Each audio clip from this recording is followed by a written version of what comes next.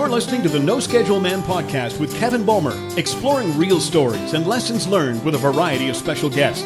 To learn more about Kevin and to access other episodes of the podcast, please visit noscheduleman.com and connect and contribute at No Schedule Man on Twitter or Instagram and on Facebook, YouTube, and SoundCloud, all /No Schedule Man. Thanks for listening and enjoy the No Schedule Man podcast. I've been known to struggle with reality, not that it is any real mystery. Hi, I'm Kevin Bulmer. It's great to have you here. Thank you for finding us, and I hope you enjoy the show. Take a moment and jump on our email list. You can do that at noscheduleman.com. You'll find the sign up on the upper right-hand corner of the page, along with all our social channel links. If you jump on the email journey, we give you some nice little goodies as a thanks for being on board. You can get this podcast on iTunes and YouTube, among other places. Maybe you're listening on one of those platforms right now. While you're there, subscribe, and please do share it with somebody that you think might appreciate the content.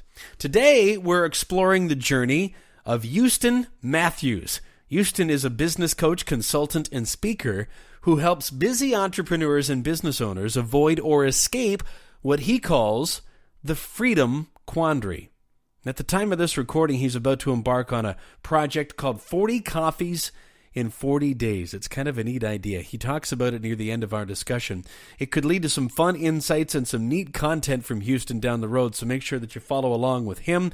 You can find all his social media links in the blog post for this episode at noscheduleman.com. This is episode number 42. Now, if you want to know more about 40 Coffees in 40 Days before waiting for Eustan to explain it himself, you can jump right to his webpage, eustanmatthews.com/4040coffees.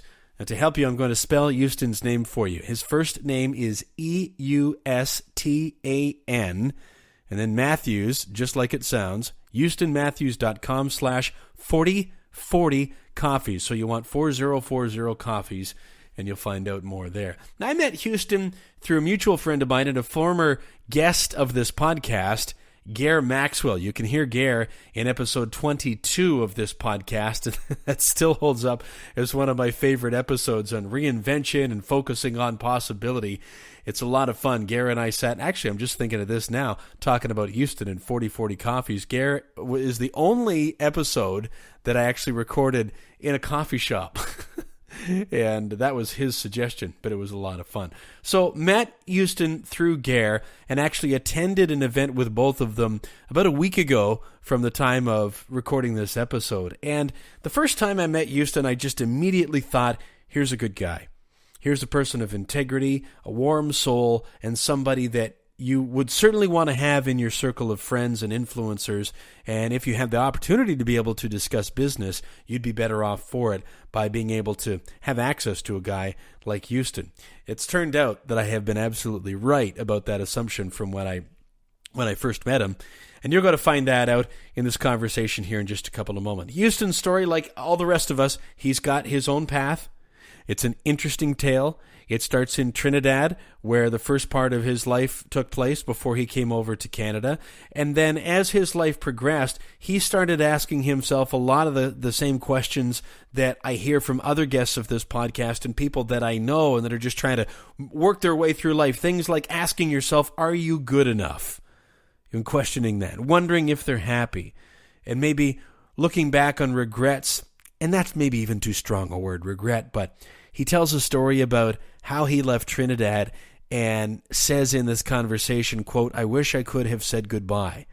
And I stuck on that in the conversation for a moment because that touched something inside of me that I've mentioned before in this podcast and in other things I do, that I think it's a really powerful exercise to imagine yourself at the end of your life and then look back on it. And if it just continues in the trajectory that it's on right now, what would you regret?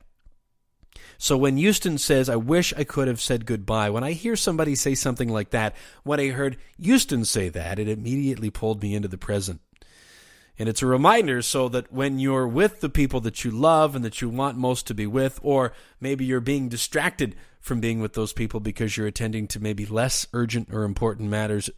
And when I say urgent or important, I mean, what will you consider to be the most important things when you finally get to the point in your life where you don't have as much time or as many options to be able to consider? So give that one some thought. I wish I could have said goodbye. It's a powerful story, and you're going to hear it from Eustan in just a couple of moments. Some of the things I took away from my time with Eustan Matthews include, number one, leaving authentic impressions. We are doing that whether we understand that we're doing it or not. And sometimes we are leaving the right impression and we don't even know it. Other times, maybe not so much, and don't even care. He gives some great thoughts on the impressions left by his father, by his mom, his stepdad. He tells a great story about an awareness that he had and asking his wife about that and the impression that she had of him that he wanted to know. He even mentioned something back to me, something that I said to him, or that actually typed to him, that I didn't even really give a second thought. I was just expressing how I felt along the lines of, I wish I could have said goodbye. I wanted to say what I felt while I was, saying something to him. And it was interesting to hear what his reaction was to that. So the lesson there to keep in mind, leaving authentic impressions. It's a great opportunity, and it's something to be mindful of, and maybe areas where we're not leaving people with the impressions that perhaps we wish we would. Food for thought. Number two, invest in the person, not in the business or in the numbers. A direct quote from Eustan in this conversation coming up. Invest in the person, not in the business. I could not possibly agree with that more. Without the people, you really have no business. You might want to have big machines to make your widgets and to streamline processes and all this stuff. But one of the things that is really, I'm trying to think about how to position this. It's something that I believe in more and more. The longer I hang around and the more experience I have in business is when I read from Stephen Covey's book, The 7 Habits of Highly Effective People. And there's a good chance I bet that you've read that too. In it, he says you just can't think efficiency with people. You have to think effectiveness with people and efficiency with machines. So if you want your business to be effective, invest into people. So I love what Eustan says about that. Listen for that. And number three, positivity. A positive mindset, a positive way of being. It's a choice. It's a choice. Everything else is an excuse. If you want to move into a positive place, you have to make the choice first to do that. I know that I'm evidence of that. I'm not necessarily, I was going to say I'm not proud. I am proud. I'm proud that I made the choice to recognize that I had been a negative person or had taken a negative viewpoint for part of my life without even knowing that I was doing it. And Eustan did the same thing. He tells a great story about asking his wife how she felt about him. That's not the way that he phrased it, but I don't want to reveal it without listening into the conversation. So listen for that. Positivity is a choice, and that's why awareness is so important. Is a lot of us, and I would consider myself among this group in the first part of my life, a lot of us don't even really know that we're not happy. Before we get into the conversation, just to note, for whatever reason, the first 30 seconds or so, there are some audio pops and clicks and whatever else, a little distracting for a minute or so, but that does settle down. So I decided to just roll with it with this episode, so hopefully that doesn't distract you too much. Again, there's a little bit of distortion at the beginning, some pops and clicks. I don't know what caused it, maybe the Skype connection or something like that, but it does really settle itself out. So here is a window into the journey of Eustan Matthews. I know you're going to enjoy it on the No Schedule Man podcast.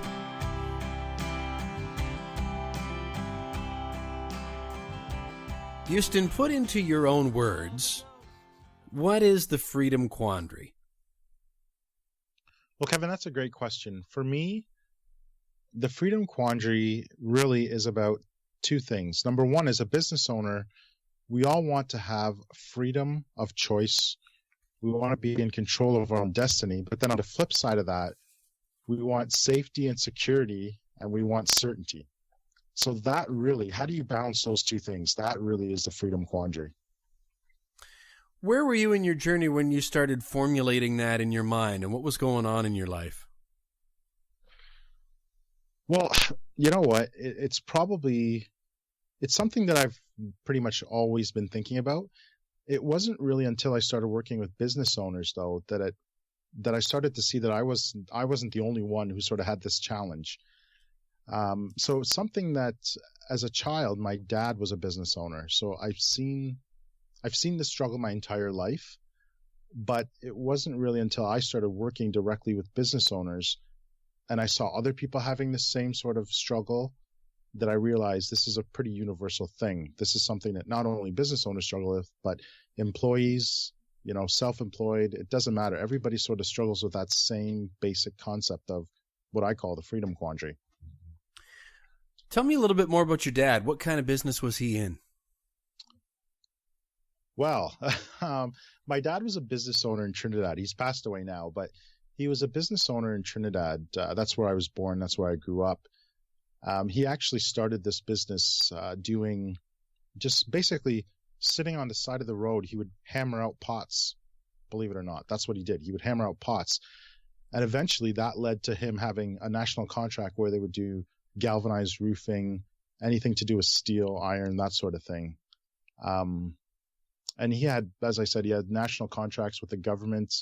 He would install roofing, the galvanized roofing in Trinidad. That was a big part of their business. And he did that pretty much my entire life and much, much, much longer years later pretty much until he passed away, actually. That's basically what he did. What do you remember thinking about what he was doing when you were a kid? Well, it's interesting, Kevin, because my parents, my dad in Trinidad, life was different growing up. In Trinidad, it was socially acceptable to have a mistress, let's just call it that. Okay. So my dad, although he was my dad and I would see him every day, he was not married to my mom. And they had a relationship for many years. They had a number of kids. They had 3 kids together, myself and my 2 sisters, but they were never married. And so I remember him being there as a child. I remember the business, but he wasn't, although he was there a lot, he wasn't there as much as he could have been because he would actually have to go home to his family. Which is strange when I tell that story, but at the time that was socially acceptable. It's interesting to me to hear you talk about how you're laughing. I'm not sure why, but here's what I'm processing on my end. It's Eustan. A nervous laughter, yeah. Well, when I'm asking you about business and we start with your idea of the freedom quandary and we're talking about the struggles that business people have, and we're going to get well into that as this conversation develops. Yeah. And when I ask you where that came from, one of the first things that you mention is your dad. Mm-hmm. And I find that interesting given the context that you just gave me, because what I know, or I think I know, Eustan, about you are a real family guy. And that seems to be one of your highest values, I think. Would that be fair to say? 100%. And yet 100%. And I'm not saying that your dad didn't share the same value. It was a different time and it was a different place. But clearly, while your family makeup seems to be a little bit different than maybe his looked like, mm-hmm. there's a real connection there in terms of business minds. There was something there that you were paying attention to that you carried forward. It's interesting. I remember having a conversation with my wife like a few years ago, and one of my things was always to be as successful as he was in business, and almost to the point where I want to be more successful than he was. And for a number of years, that was a driving force. I just wanted to be more successful than he was. But I guess somewhere along the line, I realized that, it's a different time, as you said, and I can only be successful the way that I want to be. And for me, being the best father that I can be, being there for my clients, that's something that I value, at a very high level as well.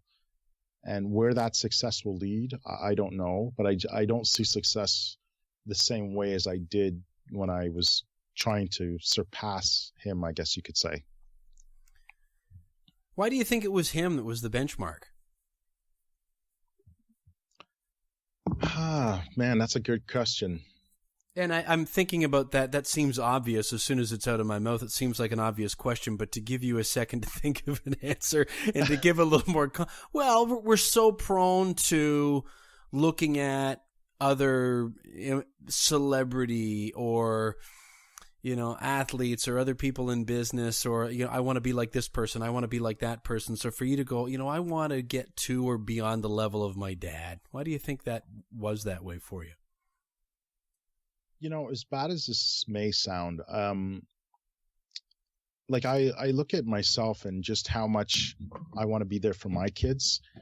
And I guess part of me, as much as he was there, part of me almost resents the lifestyle that he had. And I just wanted to prove that I could do it the way that, in a way that is ethical, in a way that is respectful, in a way that still takes care of family. So part of me really just wanted to say, this is possible. Like, it's possible to be successful at a very high level and still keep your family values strong, still keep your relationships with key people in your life strong. That would probably be the main thing that was the driver at the time. I don't think there's anything wrong with thinking that at all. As a matter of fact, I bet your dad, wherever he is at this point, is smiling hearing you say things like that, and I bet it would be really, really proud of you. I got a little window into your mom when I heard you talk Yes. last week from the time that we're recording this, and it sounded something like, "Eustan boy." It was something like that.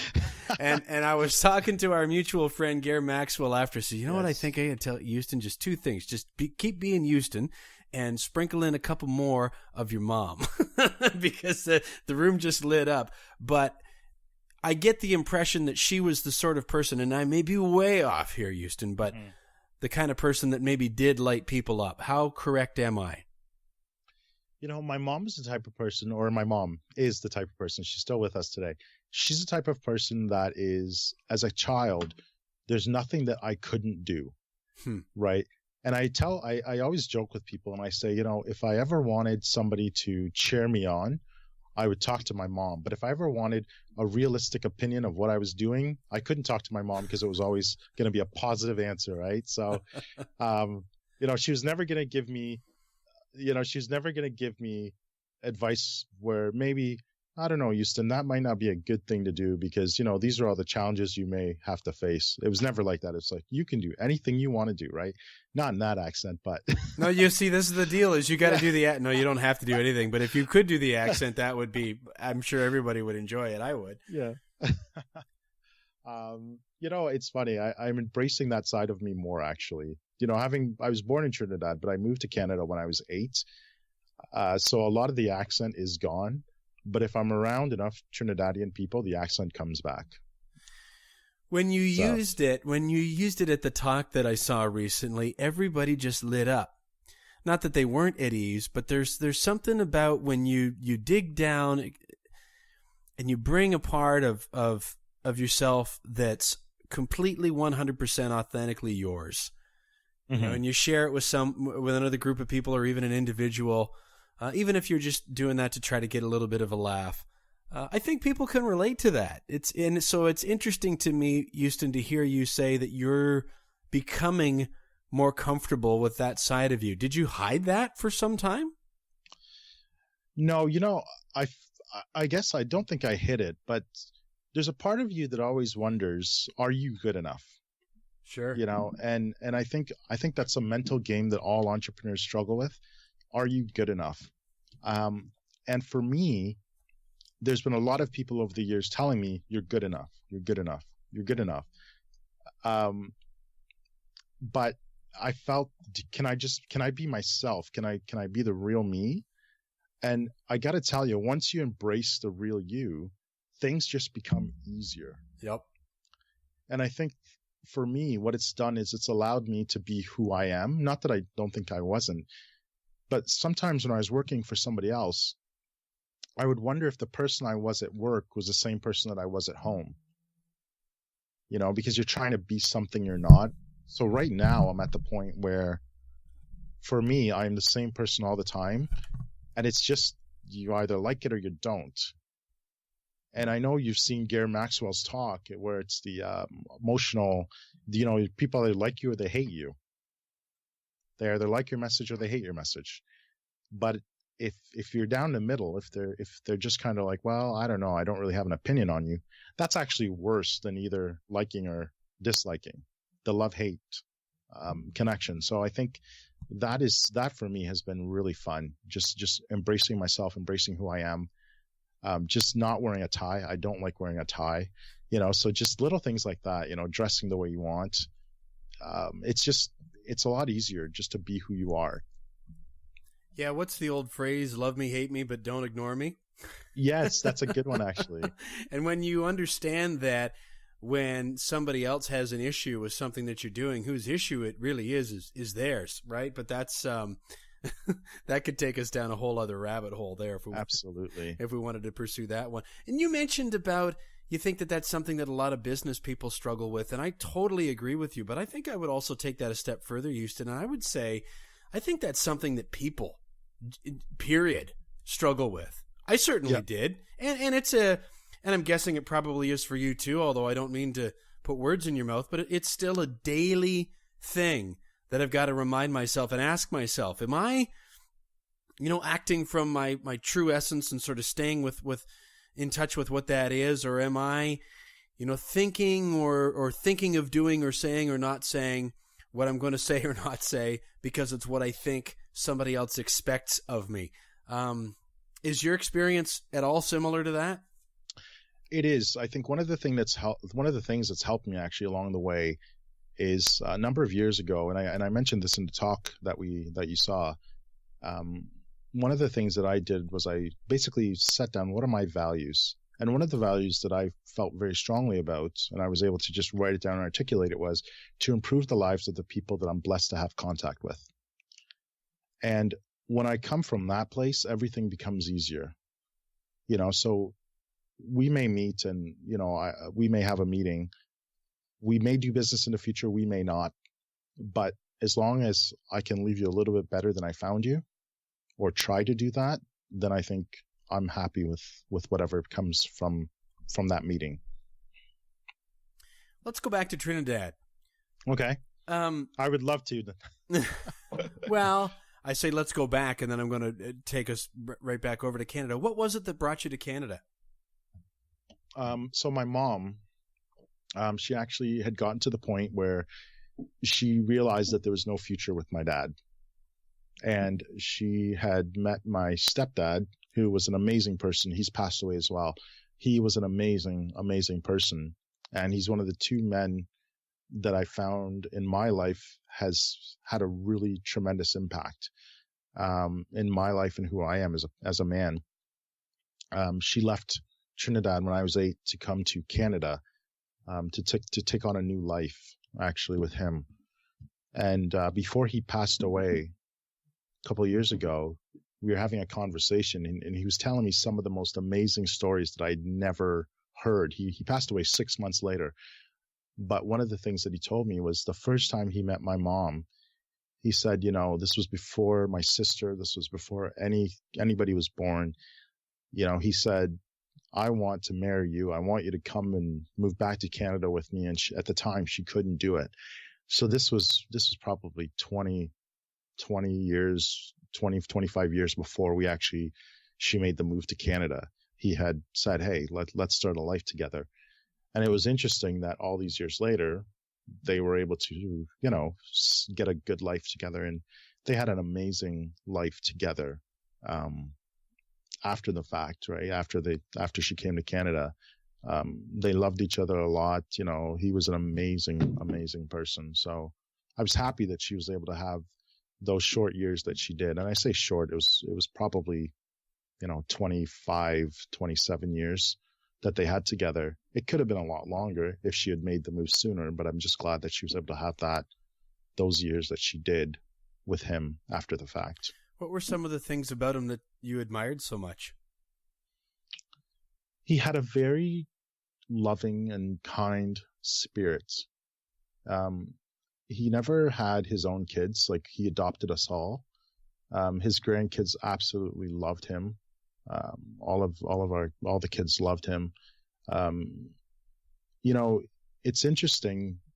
And as an adult now, I didn't realize the power of what he actually did, because he took a family, or he actually got together with a woman who had two adult kids, you could say, and two younger kids, brought them on, adopted the ones that he could. He raised us all as his own, and it was never an issue. And I don't know that you see that a lot. He really cared for us, and I don't know that you see that. It's not often that you can see a couple coming together, and the love that he had for us, even though we weren't his, it was incredible. I'm guessing you probably appreciated, even though you might not have been thinking about it as a youngster, but is it a reach, Eustan, to think that you and your siblings probably appreciated how much he loved your mom too? Oh, without a doubt. And more so as an adult than as a child. You don't realize those things as a child. But as I grew up, I started to see it more in just the way he carried himself, the things that he did. He's just a very kind-hearted, kind-spirited person. And I know that my mom was lucky to have those years that she did. So I'm very happy, given that the first half of her life in terms of the relationship wasn't storybook. It wasn't perfect. So I think to have somebody like that afterwards would be, it's like finding a diamond in the rough, right? Well, hearing your description of him and your mom helps me understand why you are the way that you are a little bit better, which is helpful. And I'm trying to draw some of this out of you, because I think what I would really like, Eustan, is for anybody that listens to this, or that is thinking about maybe ringing your line or sending you an email to work with you, to get a little bit of sense of the spirit of you that I have been lucky enough to have just by being in your company a couple of times, because I think once people get that, they won't hesitate at all to ring that line. Well, we just, good attracts good, right? And we want good people that we can trust and feel comfortable about, because whether we're talking about our personal issues or our businesses, which is a very personal issue, you want to have a high level of trust there. But anyway, I digress. I've taken us off the beaten path a little bit. I'm wondering, so it sounds like there was a lot of love around, and that's fantastic. But what's going through an 8-year-old boy's mind when all of a sudden he lands in another country? What was that like? Oh gosh, that's funny. So I was actually told that we were going on vacation. We were going to Venezuela. Okay. Because they didn't want me to tell my dad. So I was told we're going on vacation. We're going to Venezuela. So we had flown out of Trinidad on October the 30th, 1987. We land in Canada, and it's kind of cold, and I mean, as a kid, as an 8-year-old, you don't know you have no concept of time. I mean, Venezuela to Trinidad is probably a really short flight. This was a long flight. I have no idea. My sister had baked me a cake, so I had this cake in my hand, and I was proud to carry this cake. And on the airplane? On the airplane. This was probably back in the day when you're allowed to bring stuff like that, right? Cakes and cigarettes. Yep. Anything goes. And knives at the time, I'm sure. But what the most amazing thing was that the very next day, we had gone to get a winter jacket, because I didn't have any sort of jackets or anything, and my mom didn't have a jacket. So we went to the Woolworth, and I don't know if you remember Woolworth back in the day. I do, yeah. But we went to the Woolworth, and I got a jacket, and it had started snowing while we were in that Woolworth. So I ran outside, just, put my arms up in the air, and I'm looking at this sky, because this is amazing. It's snowing. I'd never seen snow before. So it was the most amazing thing to me. And I'll never forget that night. It's October 31st now. And all of a sudden these kids start ringing our doorbell, and we're answering the door. And my first thought was, what the heck is wrong with these Canadian people? Why are they dressed this way? Oh man.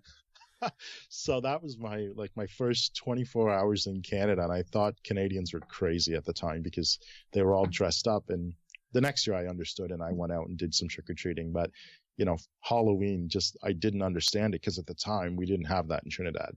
What was it like for you trying to get integrated into the community and at school. How did that feel? What are some of your memories of it? Well, I grew up in Simcoe, which is a primarily, I'll just call it's a primarily white community. And I remember I was the only African American in my school, and some kids thought it was the coolest thing, right? Because here I was. But my parents, I don't know. My wife laughs now, Jennifer. She actually laughs about it now. But at the time, my parents used to dress me. My mom used to dress me in these two-piece tracksuits, as she called them. But really, they were pajamas, right? You would buy pajamas because it was a two-piece matching set, and I would go to school in these pajamas. So it was funny to me now to think that as a foreigner coming to a new place, you don't really know the cultural norms. And at the time, she just thought this was normal. There's just a nice two-piece tracksuit here, but it really was pajamas. But the other thing I found, the education system was so different. I remember having to learn things. We were just learning things that we had learned years ago in Trinidad. So as much as we think the education system is really far advanced here, I felt my experience was that it was very much behind the times, and I felt that it wasn't a challenge, because one of the things that stuck out in my mind was math.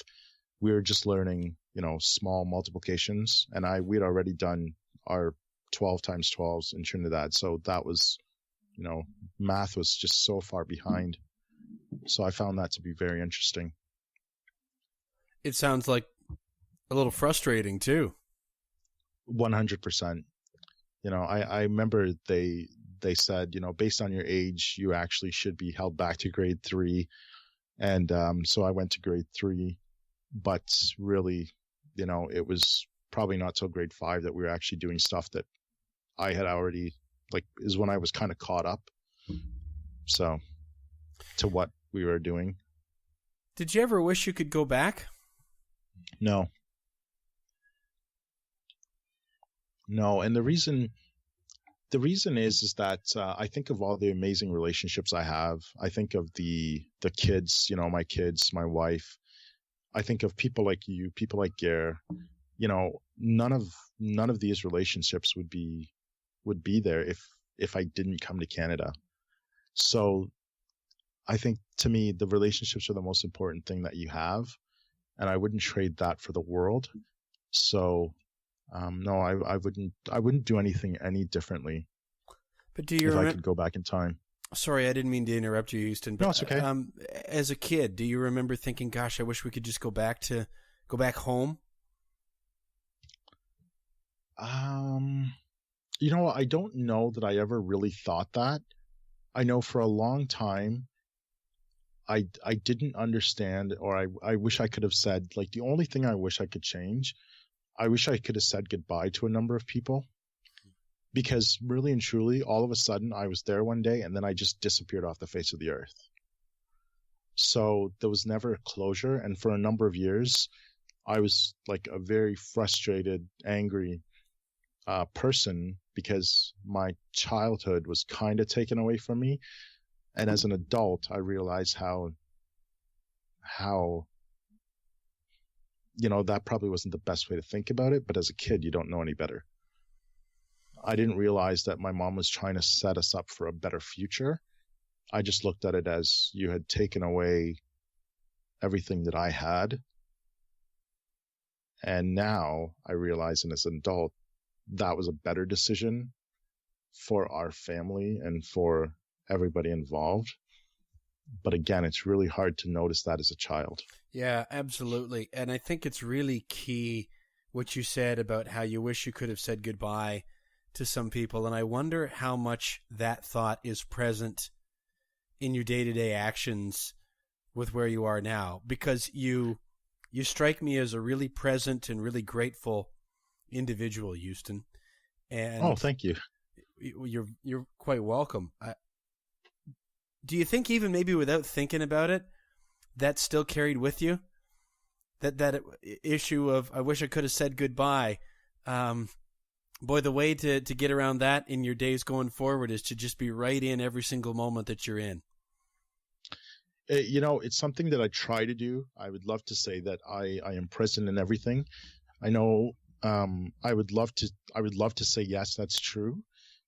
It's something that I work on daily, though. There's sometimes when, I would love to just shut off the work and go spend time with the kids. And I would love to do that, let's say by 4:00 or whatever that time is. And sometimes at 4:00 or 5:00 or whatever time it is, you're thinking, okay, I could just do a little bit more. And I'm getting better at that, but I think it's easier for me to do that in a situation where it's not tied to home.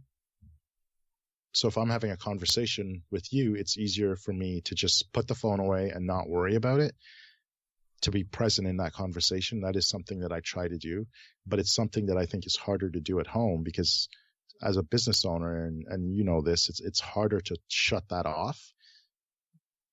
And that's something that I work on, as much as I can to shut it off. And sometimes you find yourself checking email when you shouldn't, but it's something that I truly work on. I really do try to, when I have time with the kids, it's time with the kids. I don't check emails on the weekends, and sometimes that's frustrating for people, but I rarely check and respond to emails on the weekends.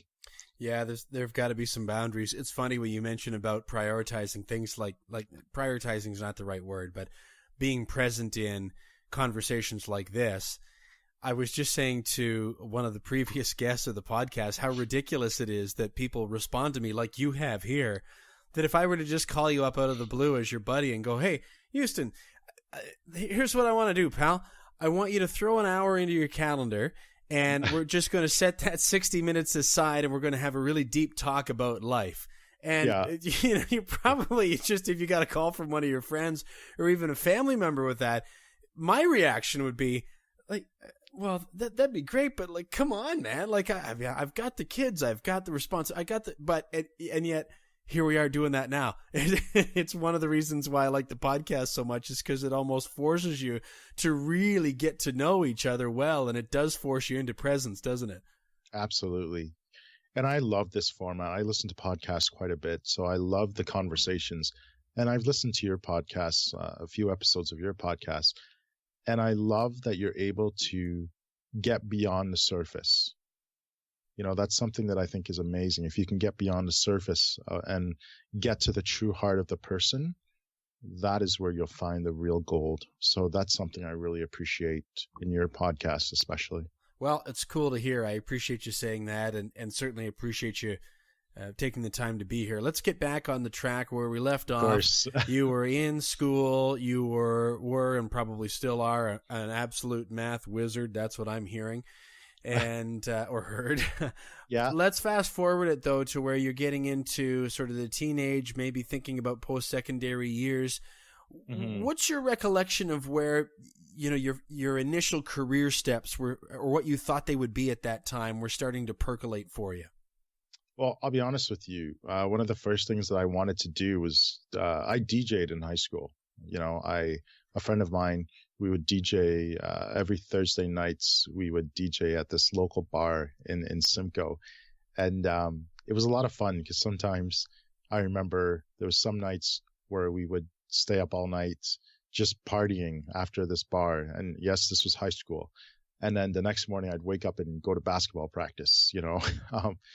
But I really thought I would pursue something related to music production, if you want to know the honest truth.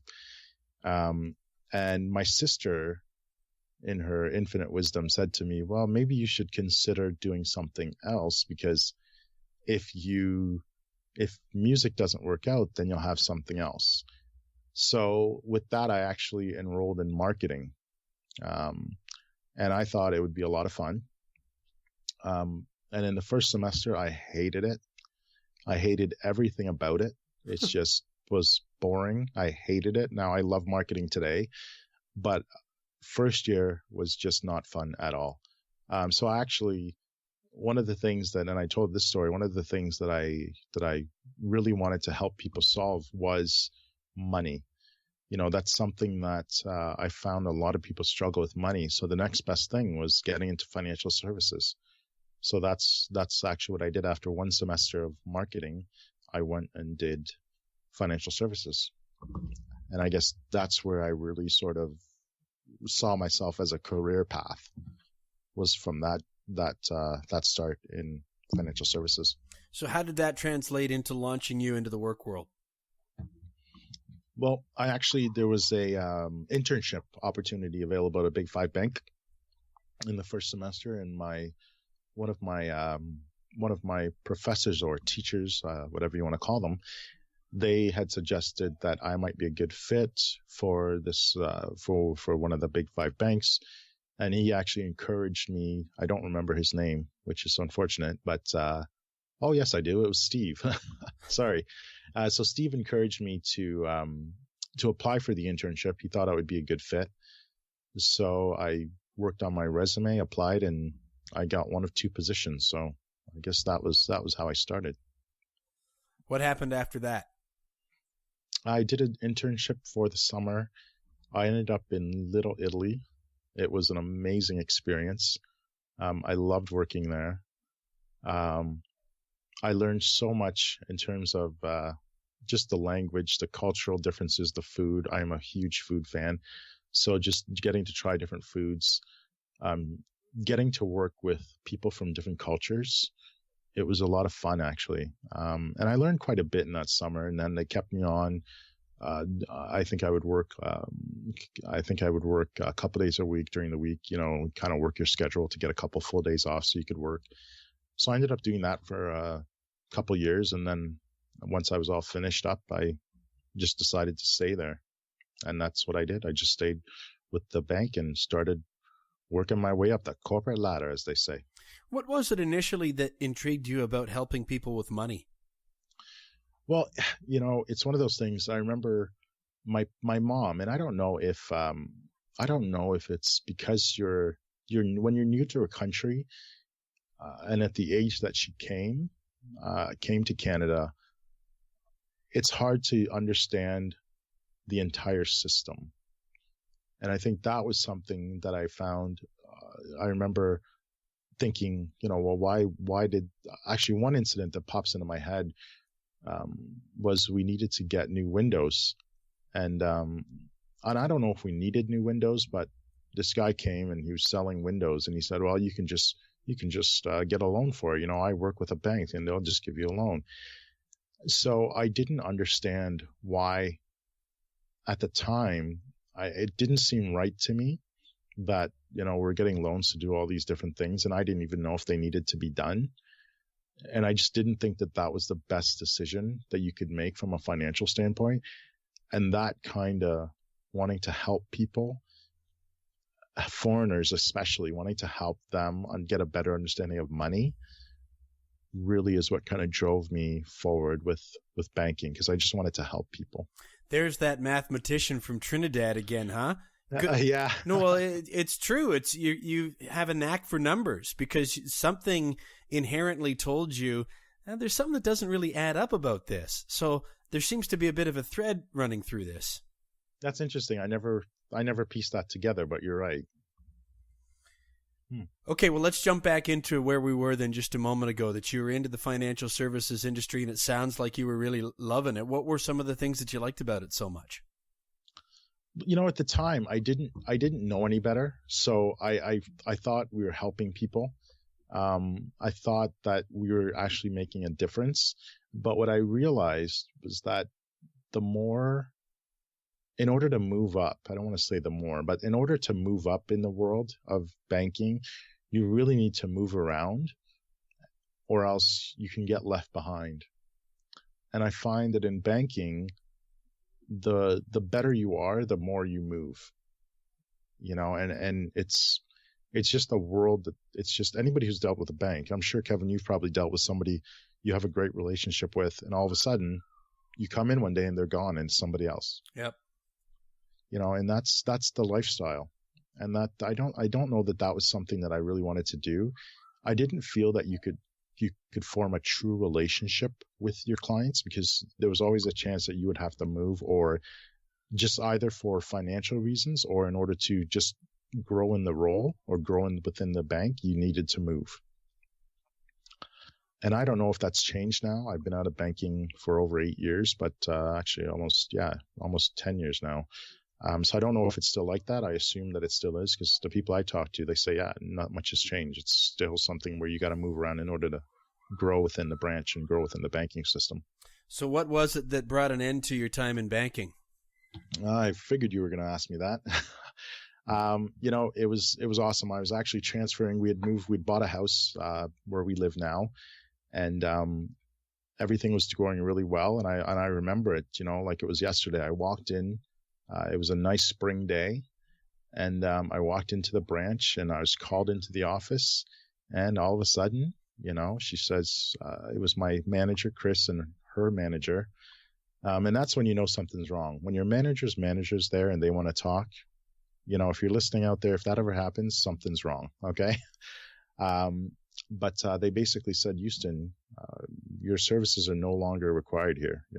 And that was it. So at the time, it was really tough because I was ahead on my targets. Our branch was not a branch that did a lot of loans, but I was told, hey, it's okay.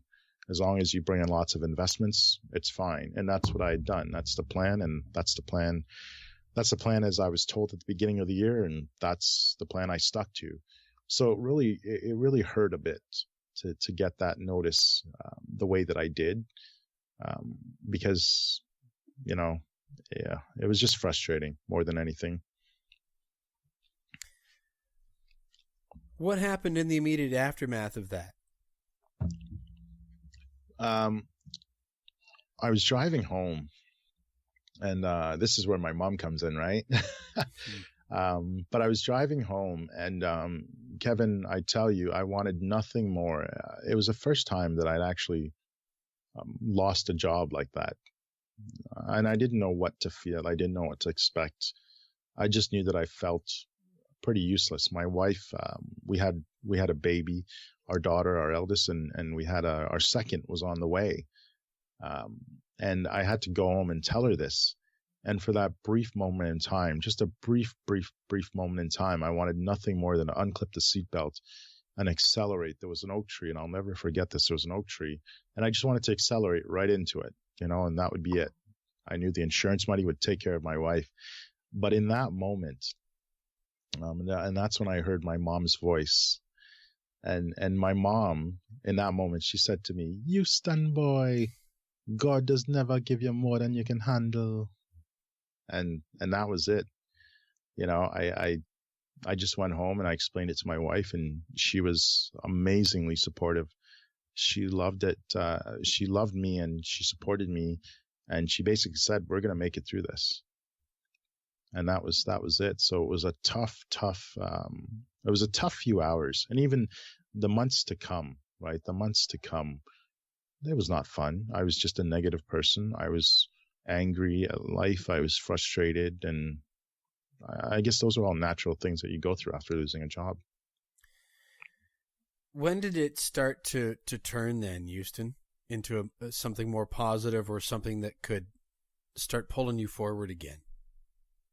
Actually, the exact moment, I remember driving to, I remember my wife and I, Jen, we were driving to Brampton to visit my sister. And I'd been going for months, and this might have been even years of being negative. I honestly don't remember dates at this point. It was probably about a good year. And I remember we had just started driving, and I looked over at my wife and I said, "Am I a negative person?"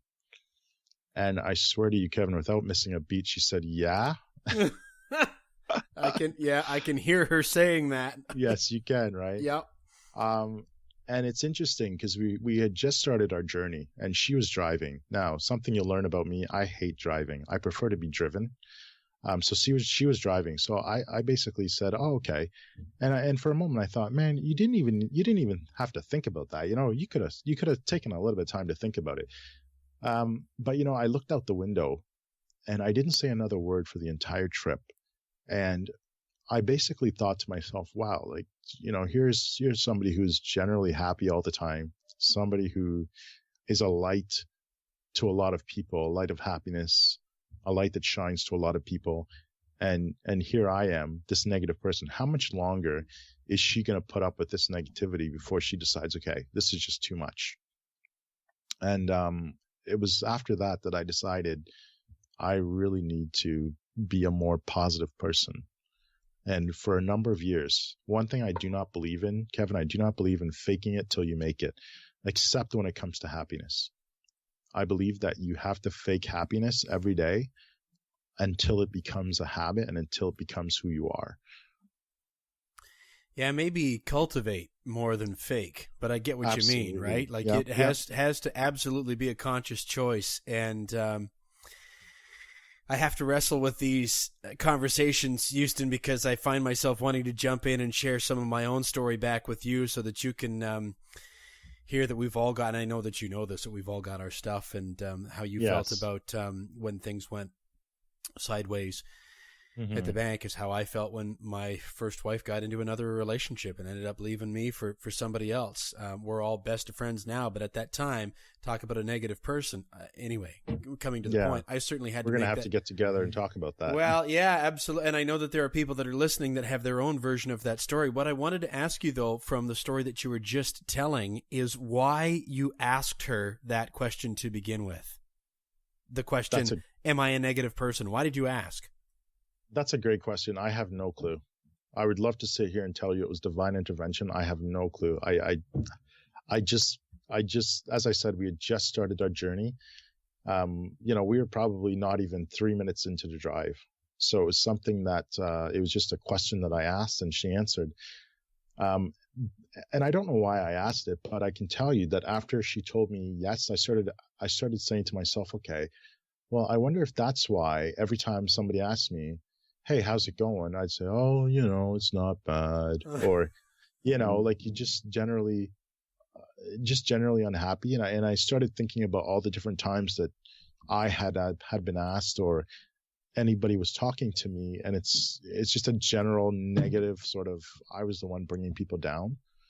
So that's actually, I don't know why I asked it, but that question led to more thinking on my part for the rest of our journey to Brampton and back. Well, for whatever reason, it seems to me that you were ready to confront that and you already knew the answer and your wife confirmed it for you. And so then I guess the important part is what happened after that?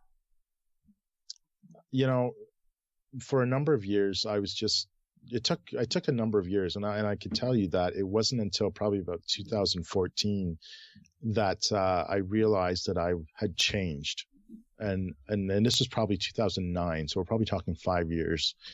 And what happened was I started working as a business consultant and I had put together what I called a Friday business drop-in because being an entrepreneur is very lonely. So every Friday I would open up our boardroom for 3 hours in the morning and you could just come in and work. So it was like a co-working space. And I remember we were having a discussion one day and one of my clients has said, I wish I could be more like Eustan and my husband. They're just generally positive people and they're always positive. And my ears perked up right when she said that. And I said, let me tell you a story because it wasn't always the case. It was a choice that I'd made. And that's when I really realized that, this is who I am now. I am a positive person. I am a happy person. I am somebody who generally cares about other people, even though I was in the past. So I truly believe that you can change who you are and everything is just a choice. How did you get into the business consultancy then? Well, when I started my business, when I got fired, I went to an insurance company and I didn't like the way they were doing it because number one, sometimes you realize that you're smarter than your boss or you think you could do things better than your boss, right? So the entrepreneurial thing to do is to do it on your own because you're better than them or so you feel. Yeah. And so when I did that, when I started down that journey, somebody suggested that I go to an organization and, they do business plans. And I remember going to a business planning session and I said to my wife, Jen, at the time, I said, when I retire, I would love to work there. I think she said, well, why not now? And I said, well, because everybody that worked there is old. So I don't think they would hire young people.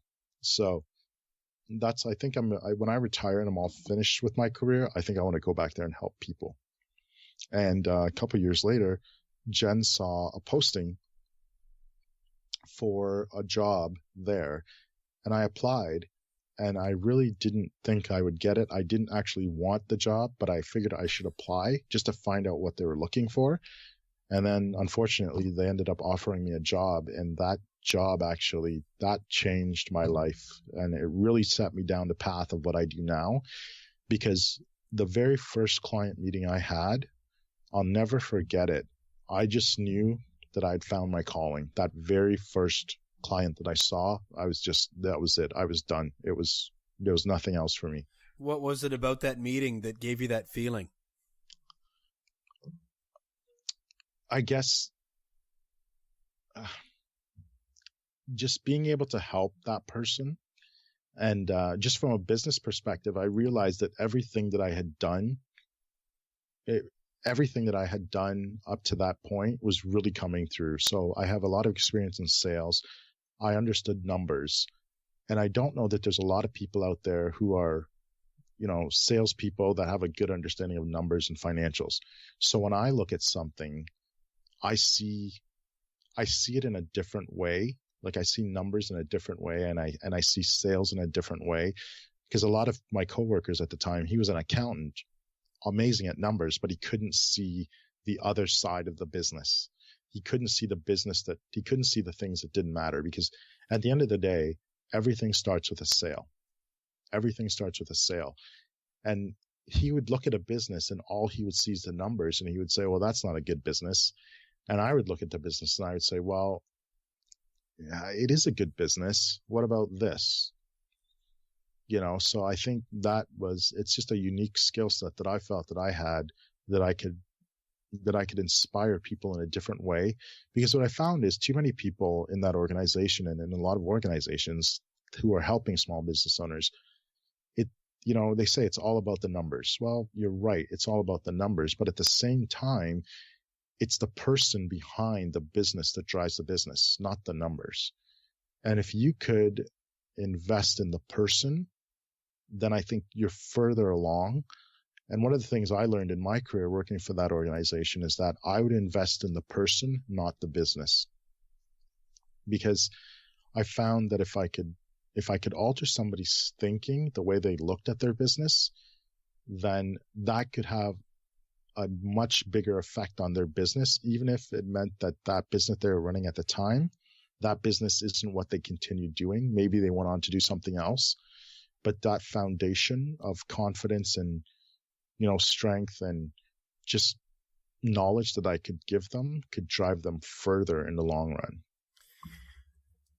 What are some of the times that might immediately come to mind, Eustan, if I were to ask you about instances where lights went on, changes were made, results turned around to become more positive, some things like that really stick with you, that were really great experiences for you? Just in general, just business? Yeah, just in the business consulting capacity, some of the things that really jazz you, that maybe come to mind, that get you charged up when you get up in the morning, that, boy, I remember when I was with so-and-so and they were able to do so. Just like for other people seeing the light go on for you, or you embracing the choice to be more positive, there have got to be some instances that you've had of being able to show a small business owner a perspective that you see that they don't, and having the light go on. What comes to mind with that? Well, one of the things I remember, one of my clients, she was a single mother. Her kids were older, but she's probably in her late 40s, early 50s at the time. And I remember she was saying to me, Eustan, I can't do this. I feel like I don't have enough time to do anything. This isn't going to work out. I can't make a business out of this. Like, I'm making a lot of money, but I don't have any time. And I remember sitting down with her and crafting a weekly schedule. and I said, here's what you need to do. And we put together a weekly schedule. And she went from working evenings, weekends, to shutting down Friday afternoon and not working weekends, not working evenings. And she was able to make more money doing that. So that was a huge win for me, just helping somebody realize that time is really subjective, and how you use your time can either really benefit you or it can greatly suppress you or hold you back, right? I think another opportunity for me just in general was realizing that the point where I realized I had to leave the organization that I worked for, and it was a funny story for me, but I think every entrepreneur goes through this. I was in a meeting with loans officers who at the time were supposed to be smarter than I was. And I remember we had saw a business model canvas, and if you Google, or if you just Google business model canvas, you'll be able to see what it is. But I remember saying, wow, this is an amazing thing. You know, I could see how if our loans clients use this, they would be able to better explain their business, and we'd be able to know whether or not we should give them money along with the business plan. We could also use the business model canvas. And I remember one person saying, oh, that's useless. We are never going to be able to use this to help a business. And I remember I never said a word for the rest of the day. And when we were driving home with my coworker, I said, you know, you guys are a bunch of idiots. You don't even understand the power that this tool has. And that's when I realized that I needed to be on my own, because I could help people in better ways, way beyond what the financial forecast said. And I think if you get stuck in the financial forecast, business isn't about the financial forecast. It's about the relationship. And if you can establish a relationship with your clients or with people in general, it's going to serve you and them much better. Much like you and I were talking right now, because of that relationship that you have with Gare and that I have with Gare. And now we're starting to get that same relationship between the two of us. And that, to me, is the power of business. It's the relationship. The power of the relationship is what matters. What was it like then, Eustan, when you decided to go out on your own? You know, one of the benefits that I had was finding out that, number one, actually, when I forget the exact date, but I remember saying to my wife that I'm not going to be there for more than 5 years. You know, like that's just my time limit, 5 years. And I didn't know how I was going to leave. I didn't know when or why I was going to leave, but I just knew it was going to be 5 years. And I found out that the program that I was run was being cut by the government, because we were government funded. And I actually had about a year's notice that I would no longer have a job. So I spent a year planning, getting clients, and building out my own business. And actually my manager at the time, she was very supportive. And even at the event that we were at, she came up to me, she gave me a hug, and she said, you know, this is exactly what you need to be doing. You need to be sharing your story. You need to be speaking more than you are right now. And that was a real blessing and just a validation for me. That was very helpful. Very, very nice to see, actually. Doesn't surprise me, Eustan, from, you know, the time, limited though it might be, that I've been fortunate enough to spend around you. Your spirit is contagious and is nice to be around. And there are threads. Maybe I can do a sort of a reverse diagnosis on you here. Okay. Well, because I think it's so neat that you get to work with other business people, and by the very nature of not being in it day to day, you have a perspective that they cannot have. Yes. So you'd be able to come and look at my workflow and everything that I'm doing, and maybe we should do this and record this as an add-on to the podcast and do a 40 coffees thing. But I'm going to get to that in just a moment before we wrap up.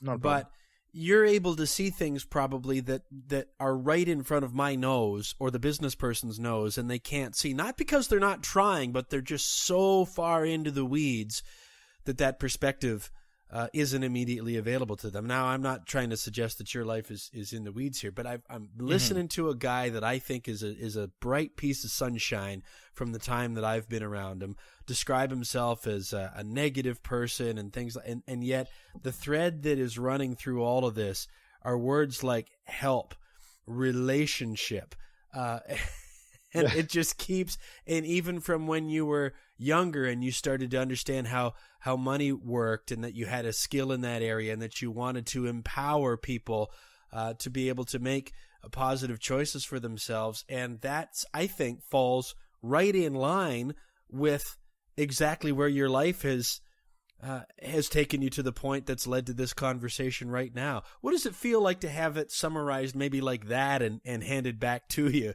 from somebody outside yourself?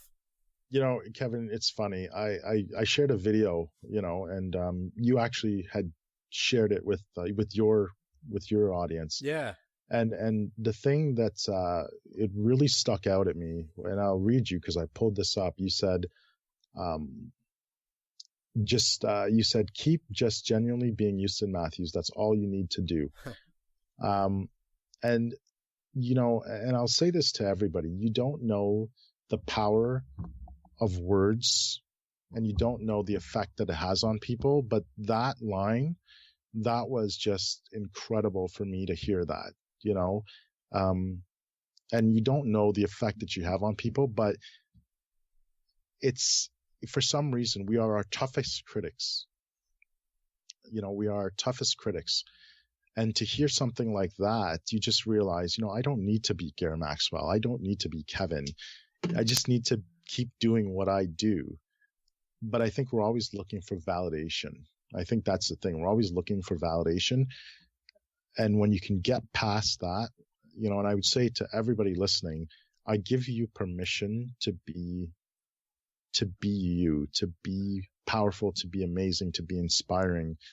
Because as long as you know that you can do it and you can change the world, and it's amazing. And even if you just change one person, my work is done. If I could just make a positive impact on one person, then I would be very happy with what I was able to do. Well, you've done more than that already in the event that I saw last week. I know that you impacted a whole bunch of people, and at the time that we're recording this, you're just embarking upon a project that maybe somebody's circling back around with us deep into the future, and it's long since been archived. But for somebody that maybe does catch us while, in the time after we release this episode here in April of 2017, tell me about the 40 coffees in 40 days, what it's designed to do, and how that idea came about. So what it is, 40 coffees in 40 days. So actually today is the very first day at the time of recording. This is the first, and I did my first one today. So we got 39 more to go. So I will go out and I'll have a coffee with a business owner. And during that time, I'm going to help them solve one challenge or problem they have in their business. Now, for people who may be catching this within the first 40 days, you don't have to be located to me geographically. We can do this meeting via web. So if you want to meet via Skype, that's fine as well. And I just want to help people solve one problem in their business. So where did this come from? A friend of mine, Jason Elkins, he actually has 100 cups of coffee, and he wanted to build his business one cup of coffee at a time. And the reason I settled on 40 was because Jason said after about 30 coffees, he got so busy he couldn't do more. So I kind of settled on 40 coffees in 40 days, and Gare Maxwell actually helped me fine-tune it. So I'm very thankful for him there. So if anybody wants to go to eustanmatthews.com/4040 coffees, you can take me up on that offer. Did you say it's 4040, like 240s, the numerals, 4040 coffees? Yes. Yeah. 4040coffees.com. Okay. And I'll make sure that I've got that posted along with the show notes. The blog post here is episode 40. Wouldn't that have been cool if this was episode 40? It's really nice. It's episode 42. But at noscheduleman.com and you, well, I'll spell it out now anyway, but EUSTAN. You know what's funny? Maybe it's not funny. Maybe it's really frustrating. But when I Google you, the rookie center for the Toronto Maple Leafs keeps coming up, and Google keeps telling me, "Are you sure you didn't mean Austin Matthews?" I'm like, No, I know, I know who I want. And that happens to me quite a bit, Yes. There's so much more for us to talk about. I hope that we can do this again. An hour goes by awful quick, doesn't it? I was thinking the same thing. Oh my gosh. I was thinking the same thing. You probably find the exact same thing when you're working in a business consulting capacity or with a coffee. I'm sure that the ideas get going and it gets stimulating and then you just barely scratch the surface. But that's the fun of, getting together with people with good energy and that have creative ideas to share. But what I said there on that comment, and it's nice of you to bring that up, but it was and it is the absolute truth, Eustan. It's exactly what I said to our mutual friend Gare after you spoke. I said, he already knows what he needs to know. He's doing what he needs to do. All that will accelerate him forward is for him to just keep on being Eustan Matthews, and maybe the pixie dust is just a couple more quotes from your mom. Yes, absolutely. But thank you so. Awesome. You're welcome. Thank you so much for this time today, Eustan. It's been my great pleasure. Thank you for having me, Kevin.